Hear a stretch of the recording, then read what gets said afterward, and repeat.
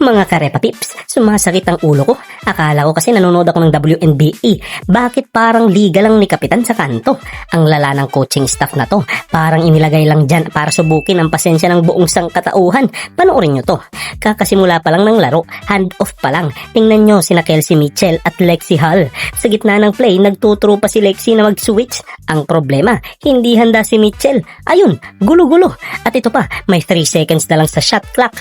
Imbis na i-pressure at itulak ang ball handler sa tulong ng backside defender, ano ang ginawa? Naka-drop coverage pa rin. Binigyan pa ng libreng 3 points. Konting logic naman Kung ang transition defense ng grade 4 na youth team ay ganito, pagtatawanan nyo sila, nakatira na ang kalaban, dapat tumatakbo ka na pabalik, di ba? Pero si Kelsey Mitchell, ano ang ginagawa?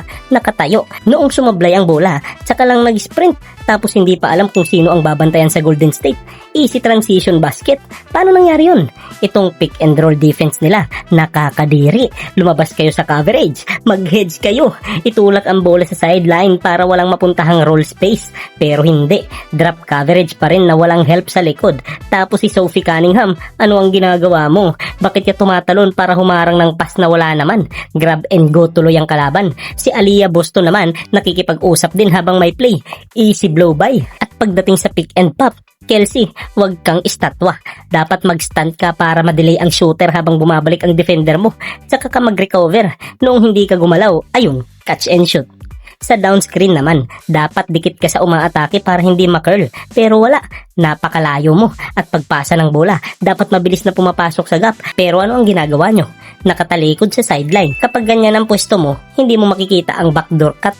Ayun, gumuho ang depensa. Ito ang pinakamalupit. Walang screen at kahit simpleng switch sa screen, hindi magawa ng feeder ng tama. Eto pa, tingnan nyo. Sa halip na sa ibabaw dumaan, sa ilalim dumaan si Kelsey Mitchell sa switch.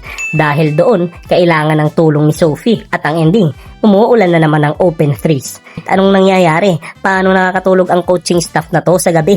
Ang laro ng fever ay isang buong comedy show at tayong mga nanonood ang kawawa.